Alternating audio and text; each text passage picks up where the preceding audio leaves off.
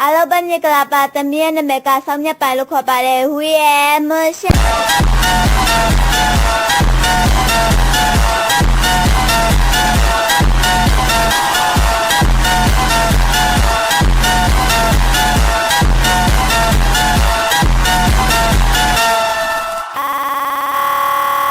မင်္ဂလာပါသမီးရဲ့နာမည်ကဆောင်းမြတ်ပိုင်လို့ခေါ်ပါတယ်